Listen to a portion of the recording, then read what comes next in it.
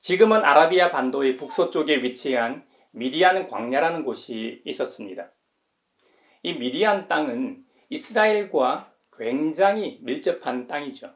원래 미디안은 창세기 25장에 의하면 믿음의 조상 아브라함의 후처였던 그두라의 아들 중 하나였습니다.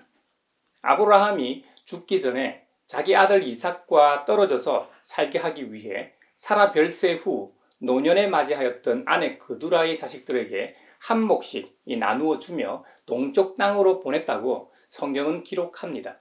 아브라함이 자식들을 보낼 때의 위치가 요단강 서쪽 지역인 가나안 땅이었죠. 그러니 요단강을 건너 동쪽 땅으로 보냈다는 말이 됩니다. 훗날 아브라함의 증손자 이 요셉을 노예로 사서 애굽에 판 사람들이 미디안 상인이었습니다. 이스라엘 백성들이 출애굽 후 모압 평지에서 여인들 때문에 범죄하게 되는데 그때 그 여인들이 미디안 사람들이었습니다. 사사시대 때는 미디안 사람들이 이스라엘을 침략하여 7년 동안 통치하기도 했습니다. 미디안 사람들로부터 하나님께서 이스라엘을 구원하게 한 인물이 바로 그 유명한 사사 기드온입니다. 이 미디안 지역은 당연히 미디안 족속이 살고 있었기 때문에 미디안 땅으로 불렸겠죠. 이들의 영토는 지금처럼 국경이 명확했던 게 아닙니다. 이들은 유목민이었기 때문에 그 경계가 시대마다 다 달랐습니다. 아라비아 반도의 북서쪽이라고 했는데 그 이유는 적어도 바로의 힘이 미치지 않는 지역이었기 때문입니다. 아프리카는 이집트가 위치한 대륙이니까 당연히 아니고 팔레스타인 지역도 아닙니다. 팔레스타인에는 가나안 7족속이 따로 있었는데다 이것도 이집트 파라오의 영향 아래 있었기 때문이죠. 그러니 요단 동쪽일 수밖에 없는 거죠. 게다가 요단 동쪽에는 암몬, 모압, 에돔이 있었습니다. 아브라함의 조카 롯의 작은 딸로부터 시작된 민족이 암몬이고 큰 딸로부터 시작된 민족이 모압입니다. 그리고 야곱의 큰 아들에게서 시작된 민족이 에돔이죠. 요단 동쪽 이 북에서부터 남쪽 차례대로 위치한 민족이 암몬, 모압, 에돔입니다. 지금으로 치면 세 민족 다 요르단에 해당합니다. 그 세 민족 아래에 미디안 민족이 살고 있었던 것이죠. 이들을 흔히 베두인이라고 하기도 합니다. 그들은 낙타를 사육하여 활용한 최초의 민족 가운데 하나이기도 했습니다. 이집트 황제 파라오의 영향력에서 벗어나기 위해서 모세는 홍해 건너편인 미디안 광야로 도망갔던 것이죠. 이곳에는 미디안 제사장인 이드로가 살고 있었는데 모세는 이곳에서 40년 동안 양무리를 치는 목동으로서 생활하며 훈련받았습니다. 그리고 이드로의 딸 십보라와 결혼하게 되고 이드로는 모세의 장인이 됩니다. 미디안 도피 생활을 하던 모세는 신의 산이라고 불리는 호렙산, 즉 신의 산에 오르게 됩니다. 반지의 제왕에서 강력한 힘의 부름으로 이 모세도 호기심과 뭔지 모를 힘에 이끌려 거룩한 산에 오르게 되고 그곳에서 전능하신 하나님을 만나 뵙고 사명을 받게 됩니다. 이집트 노예 생활을 하고 있는 히브리 민족을 이끌어내서 약속의 땅 가나안으로 인도하라는 사명이었습니다. 출애굽 과정은 모두들 너무나 잘 아시는 이야기라 구체적으로 하지는 않겠습니다. 홍해를 건너고 신광야에서 아말렉과의 전투에서 하나님의 역사로 이스라엘이 승리하게 됩니다. 아말렉과의 전쟁에서 승리한 후 모세의 장인 이드로가 모세를 방문한 내용이 오늘 구약 본문입니다. 모세가 출애굽기 3장에서 하나님의 산 호렙에서 모세는 하나님으로부터 민족을 구출하라는 사명을 받고 장인 이드로에게 말했을 때 장인 이드로는 모세에게 말하길 평안히 가라고 작별했다고 합니다. 하지만 부모된 입장에서 사실 모세의 장인 이드로는 사위가 큰 일을 하는 것도 좋지만 그 일이 목숨을 걸고 하는 일이라 탐탁지 않았을 것이고 걱정도 많이 됐을 겁니다. 심지어 자신의 딸과 손주들까지 데리고 떠나는 길이었기에 걱정이 이만저만 아니었을 겁니다. 모세의 아내 십보라와 두 아들이 분명히 이집트로 함께 떠났습니다. 모세 가족이 이집트로 가는 도중에 주님께서 모세를 찾아오셨습니다. 그때 아브라함으로부터 시작된 언약 백성의 상징인 할례를 십보라가 두 아들에게 행하는 일이 출애굽기 4장에 기록되어 있습니다. 이 사건 이후로 모세의 아내 십보라와 두 아들은 등장하지 않다가 출애굽기 18장에서 장인 이드로와 함께 신광야로 찾아옵니다. 십보라가 왜 친정으로 되돌아가 있었는지 알 도리가 없습니다. 십보라와 두 아들의 마지막 등장 시기로 보아 추론해 보면 아들의 할례 문제로 생명의 위협을 받았었던 모세는 이집트에서도 엄청난 고난과 위협이 있을 거로 예상했을 겁니다. 그래서 하나님의 큰 일을 수행함에 있어 자신의 개인적인 문제나 가정사로 인해 더 이상 갈등하거나 방해받지 않고자 아내와 두 아들을 친정으로 돌려보내지 않았을까 하는 추론을 해볼 수 있습니다. 여기까지가 오늘 본문 내용의 이해를 돕기 위한 배경 설명입니다. 모세의 장인 이드로는 모세를 찾아와 처음으로 한 말이 구원에 관한 것입니다. 하나님께서 모세와 이스라엘 백성들에게 하신 일, 즉 주님께서 어떻게 이집트 파라오에게서 구원하셨는지를 다 들었다는 겁니다. 이것을 가장 잘 보여주는 것이 모세의 두 아들의 이름일 겁니다. 큰 아들 이름은 게르솜입니다. 나그네라는 뜻의 게르와 거기란 뜻의 샴의 합성어로 이름의 뜻이 내가 타국 땅 거기서 나그네가 되었다입니다. 40년 전 모세는 이집트의 왕자 신분이었습니다. 하지만 탄압받는 자신의 동족을 구하기 위해 이집트 병사를 죽이고 살고자 파라오의 영향력이 닿지 않는 미디안 땅으로 도망쳤었습니다. 그래서 졸지에 거지 왕자가 된 꼴이었죠. 그래서 첫 아들의 이름을 자신의 입장을 그대로 반영하는 뜻으로 지었던 것입니다. 두 번째 작은 아들 이름은 엘리에셀입니다. 나의 하나님이라는 뜻의 엘리와 도움이라는 뜻의 에제르의 합성어입니다. 이름의 뜻이 내 아버지의 하나님이 나를 도우셔서 바로의 칼에서 나를 건져주셨다입니다. 한마디로 말하면 나의 하나님은 도움이시다입니다. 이 게르솜과 엘리에셀이라는 이름은 모세의 처지만을 상징하는 것이 아니라 이스라엘 민족 전체를 반영하고 있는 이름인 것이죠. 이스라엘 민족이 처음에는 이방인이었지 노예 신세가 아니었습니다. 그러나 요셉을 알지 못하는 파라오가 등장하여 이들의 모든 재산을 빼앗고 노예로 삼아버렸습니다. 타국 땅에서 나그네 정도가 아니라 이로 형언할 수 없는 처지가 됐던 것이죠. 그런데 하나님의 도우심으로 출애굽하여 홍해를 건널 때 파라오의 추격에서 완전히 벗어나지 않았습니까? 아직 약속의 땅 가나안으로 입성하진 않았지만 이집트 노예 생활보다는 나아졌다는 말입니다. 우리의 인생도 마찬가지입니다. 좀 일이 잘 안 풀릴 때 게르솜의 시간인 것이죠. 그러다 하나님의 도우심으로 엘리에셀의 시간을 경험하게 됩니다. 이것을 우리는 은혜라고 말합니다. 그래서 우리는 항상 엘리에셀의 하나님을 잊지 말아야 합니다. 고난 중에도 주님께서는 우리와 함께하고 계십니다. 성경에서는 우리가 그리스도와 함께 영광을 받으려고 그와 함께 고난을 받으면 우리는 하나님이 정하신 상속자여 그리스도와 더불어 공동 상속자가 된다고 하십니다. 이런 상이 우리에게 주어짐을 알아도 사실 고난을 견디긴 쉽지 않습니다. 그래서 주님께서는 사도 바울을 통해 우리에게 권면하십니다. 우리가 환난을 당하는 것도 여러분이 위로와 구원을 받게 하려는 것이며 우리가 위로를 받는 것도 여러분이 위로를 받게 하려는 것입니다. 여러분은 이 위로로 우리가 당하는 것과 똑같은 고난을 견뎌냅니다 라고 말합니다. 이 땅에서 우리가 고난과 환난을 당하고 살 소망이 끊어진 것처럼 느껴질 그 순간에도 하늘 아버지의 위로와 구원을 위한 것이라는 말입니다. 주님께서 주시는 위로는 위로로 말미암아 우리가 받는 고난을 견디게 하신다는 의미입니다.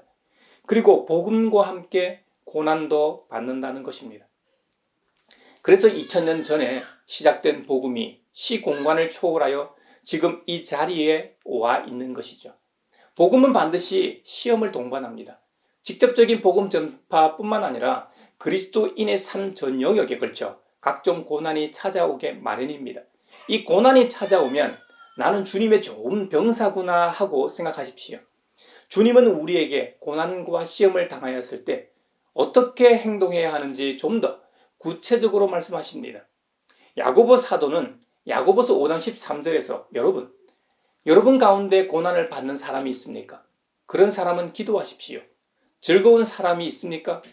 그런 사람은 찬송하십시오. 아멘입니다. 고난받는다고 생각하는 사람은 뭐라고요? 예, 기도하라는 겁니다. 기도만이 이 고난을 이기게 한다는 겁니다. 그래서 쉬지 말고 기도하라고 권면했던가 봅니다. 이런 시험과 고난이 언제 올지 모르니까요.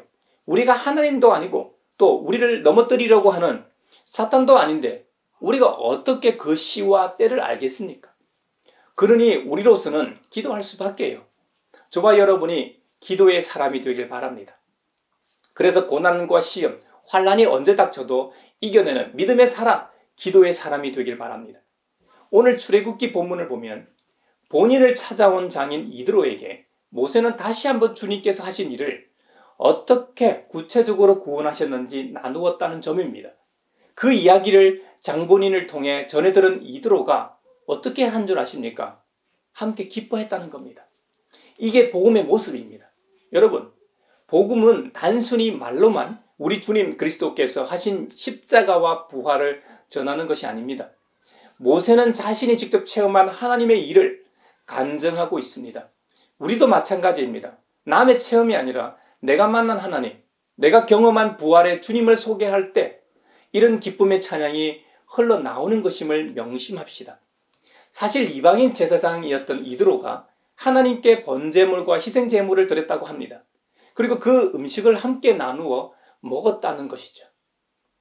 지금도 살아계셔 나의 삶 가운데 찾아오셔서 역사하시는 하나님의 일을 나눌 때 이것이야말로 생명의 양식이 되는 것입니다. 저와 여러분에게 이런 일이 있기를 바랍니다. 또한 있습니다. 물론 한강이 갈라진다든지 저의 경우 부산 출신이니까 부산 앞바다가 갈라지는 경험은 없었습니다. 그런 초자연적인 엄청난 일은 아닐지라도 부활의 주님께서 찾아오셔 나의 삶을 바꾸신 일이 반드시 있습니다. 그 변화를 나누라는 말입니다. 물론 치유를 경험했다든지 또 다른 문제가 해결됐다든지 지극히 개인적인 체험이지만 그런 것도 좋습니다. 무엇보다 좋은 것은 변화일 겁니다. 왜냐하면 치유 같은 경험은 개인적인 것이지만 변화는 모든 그리스도인에게서 일어나는 일이기 때문입니다. 내 삶의 주인이 나였는데 이제는 그리스도께서 주인 되신 인생이 되었기 때문입니다. 이것은 믿는 모든 그리스도인들에게서 찾아볼 수 있는 일이기 때문에 가장 좋은 간증인 것이죠. 그 구체적인 삶의 변화를 요한일서 2장에서 소개하십니다. 빛이신 예수님께서 어둠 가운데 오셨습니다. 어둠 속에 거하던 우리도 주님으로 인해 이제 빛의 자녀가 되었습니다. 빛의 자녀인 우리가 빛 가운데 있다고 말하면서도 자기 형제자매를 미워한다면 그것은 아직도 어둠 속에 있는 것과 같다는 겁니다. 또 자기 형제자매를 미워하는 사람은 어둠 속을 걷고 있고 자기가 어디로 가는지를 알지 못한다는 겁니다. 어둠이 그의 눈을 가렸기 때문이라는 것이죠. 아담에게 있어 어둠이라는 것은 교만이었습니다. 하나님처럼 되고 싶었던 욕망입니다. 그 욕망의 어둠이 아담의 눈을 가렸기 때문에 하나님과의 첫 약속을 깨고 불순종했던 것이죠. 반면 자기 형제자매를 사랑하는 사람은 빛 가운데 머물러 있는 것과 같다는 겁니다. 세상에 있는 것들을 사랑하는 순간 육체의 욕망, 눈의 욕망, 세상 살림에 대한 자랑이 눈에 들어오고 그것들이 눈을 가려 우리를 넘어지게 한다는 겁니다. 이 모든 욕망들은 하나님에게서 온 것이 아니라 세상에서 온 것이라고 말합니다. 하지만 이 세상도 영원한 것이 아님을 성경은 말합니다. 이 세상도 언젠가는 사라지고 이 세상의 산물인 욕망도 사라진다는 겁니다. 하지만 하나님의 뜻을 행하는 사람만이 영원히 남는다고 경고합니다. 요한일서 2장에서 고면하는 것처럼 자기 형제자매, 즉 우리 주님께서 말씀하신 내 이웃을 내 몸과 같이 사랑하는 우리 모두가 되길 바랍니다. 가장 가까운 이웃이 가족 아닙니까? 그리고 형제자매 아닙니까? 이들을 사랑하지 않고 타인을 사랑하는 것은 문제가 있는 것입니다. 타인을 위한 삶은 대단히 훌륭한 삶이 맞습니다. 자기 가족이나 형제자매에게도 동일하게 한다면 말입니다. 다시 한번 말하지만 타인만을 위해 살아가는 사랑은 온전하지 않는 것입니다. 우리 주님 말씀처럼 먼저 가장 가까운 사람들부터 사랑해야 합니다. 다음으로 타인을 사랑해야 합니다. 또 어떤 사람들은 자기 가족만 사랑하는 분들이 있습니다. 이것도 온전하지 못한 것입니다. 자기 가족부터 시작하여 형제자매, 친척들, 교회 공동체 식구들, 그리고 믿지 않는 이들까지 확장된 사랑이야말로 성경적인 사랑입니다. 이것이 새 계명이라고 요한 사도는 주님께 들은 생명의 말씀을 전하고 있는 것입니다. 유대인들은 율법의 말씀에 따라 안식일을 지킵니다. 안식일은 지금으로 치면 토요일에 해당합니다. 그래서 유대인들은 지금도 안식일을 철저히 지키고 있죠. 예전의 영상을 보니까 검은 이 정장에 이 책 모자를 쓰고 수염과 이 옆머리를 길게 기른 젊은이들이 이스라엘 시장을 돌며 안식일 시작 시간이 지났는데도 문을 열고 장사하는 가게들을 돌며 문 닫고 안식일을 지키라고 선포하는 모습을 봤습니다. 그 안식일이 창조의 마지막 날이었으니 일곱째 날, 즉 일회가 되는 것이죠. 우리 주님은 안식 후 첫날, 즉 일회의 첫날 새벽에 부활하셨습니다. 부활주일 본문인 누가복음 24장 부활장과 동일하게 주님은 여인에게 먼저 부활하셨음을 보이셨습니다. 오늘 본문인 마가복음 16장에는 일곱 귀신에 사로잡혀 고생하던 막달라 마리아에게 맨 먼저 처음으로 나타나셨다고 합니다. 부활하신 예수님을 만난 막달라 마리아는 다른 제자들에게 달려가서 주님이 말씀하신 것처럼 다시 살아나셨다고 전하였습니다. 오늘 본문인 마가복음 16장 9절에서 20절까지는 추가 결말이라고 합니다. 가장 유력한 고대 사본에는 없지만 다른 고대 사본에는 다양한 방식으로 덧붙여져 있다는 의미입니다. 그래서 여러분이 가지고 있는 성경책에도 바로 이중 가로로 묶어 표기를 해두었습니다. 한번 확인해 보십시오. 이 추가 본문은 적어도 상당히 초기의 일부 그리스도인들이 부활절 사건과 그 의미를 어떻게 보았는지를 말해주는 것이죠. 막달라 마리아가 부활하신 예수님을 만났다고 전했지만 다른 사람들은 그녀의 말을 듣고도 믿지 않았습니다. 이번에는 시골로 가는 두 제자에게 나타나셨습니다. 그들도 내려가던 길을 돌려 예루살렘에 있는 제자들에게 달려가서 부활하신 주님을 우리가 길을 갈 때에 만났다고 전했는데도 불구하고 이 역시 믿지 않았습니다. 이번에는 가룟 유다를 제외한 11제자가 식사하는 자리에 부활하신 주님께서 직접 나타나셨습니다. 그리고 부활을 믿지도 않고 부활에 대한 믿음도 없고 마음이 무딘 것을 꾸짖으셨습니다. 그제서야 그들은 예수님이 진짜 살아나셨음을 목격했습니다. 이건 안 믿을 수가 없는 것이죠. 주님이 생전에 말씀하시던 대로 살아나셨기 때문에 이제는 진짜로 말로만 하는 게 아니라 목숨을 걸고 믿을 수밖에요. 주님은 제자들에게 명하십니다. 너희는 온 세상에 나가서 만민에게 복음을 전파하라고 명하시며 믿고 세례를 받는 사람은 구원을 얻을 것이고 믿지 않는 사람은 정죄를 받는다고 하셨습니다. 또 믿는 사람들에게는 이런 표징들이 따른다고 말씀하셨습니다. 제자들에게만 이런 표징과 역사가 나타난다고 하신 게 아닙니다. 믿는 사람들 모두에게 이런 표징들이 나타난다는 겁니다. 그들이 내 이름으로 귀신을 쫓아내며 새 방언을 말하며 손으로 뱀을 집어들며 독약을 마실지라도 절대로 해를 입지 않으며 아픈 사람들에게 손을 얹으면 나을 거라는 겁니다. 여러분 그렇다고 시험하기 위해서 뱀을 잡거나 독약을 마시지 마십시오. 그런 경우는 안 됩니다. 그러고 나서 주님은 원래의 자리인 하나님 우편으로 가셨고 제자들은 곳곳에 다니며 복음을 전하였습니다. 마태복음 28장 20절 말씀처럼 주님께서 그들과 함께 일하시고 여러 가지 표징이 따르게 하셔서 말씀을 확정하여 주셨습니다. 마가복음 마지막에 첨가된 이 본문은 오늘날 예수님의 제자인 우리 자신에게 사명을 생각해 보게 합니다. 바로 부활하신 주님께서 주신 사명 말입니다. 너희는 온 세상에 나가서 만민에게 복음을 전파하라 말입니다. 여러분도 잘 아시다시피 우리도 원래 불신앙과 굳은 마음 때문에 책망받아야 하는 존재였습니다. 또한 사명자로서 예수님의 명령하심의 열정으로 복음을 전하고 있는가 한번 생각해 보게 됩니다. 온 세상은 하나님의 형상을 닮은 인간만을 가리키는 범주가 아닙니다. 창조 세계 전체에 전하라는 말씀입니다. 이것은 창세기의 타락과도 연결되어 있습니다. 예수님의 십자가와 부활 사건은 창세기의 첫사랑의 불순종과 타락을 회복시키는 일임을 보여주시는 사명입니다. 첫사람의 불순종으로 말미암아 피조 세계도 저주를 받아 서서히 고통받아 왔습니다. 그 고통의 정도가 산업혁명 이후로 과속화되기 시작하여 오늘날에는 이전과는 비교할 수도 없는 속도로 파괴되고 있습니다. 인간은 창조의 질서를 유지, 관리해야 하는 사람들입니다. 첫 번째는 하나님의 형상을 닮은 영혼 구원이 중요한 것이고, 다음으로는 하나님 대신에 관리해야 할 피조 세계가 회복되도록 하는 것이 마가복음 마지막 부분에서 사명으로 주시는 참 이유일 겁니다. 기후변화와 이상기온으로 빙하와 만연설이 녹음으로 지구는 스스로 자정 능력을 상실해 가고 있습니다. 어쩌면 우리 세대가 이 잘못된 상황을 바로잡을 수 있는 마지막 기회인지도 모릅니다. 참된 제자도는 영혼 구원과 더불어 신음하고 있는 피조세계의 신음 소리를 외면해서는 안 됩니다. 우리 가양교회와 성도들이 이 일에 앞장서길 바랍니다. 이것이 우리 교회의 정체성의 한 부분이기도 합니다. 다시 한번 말씀드리지만 피조세계를 포함한 온 세상에 나가서 만민에게 복음을 전파하라는 주님의 말씀을 기억합시다.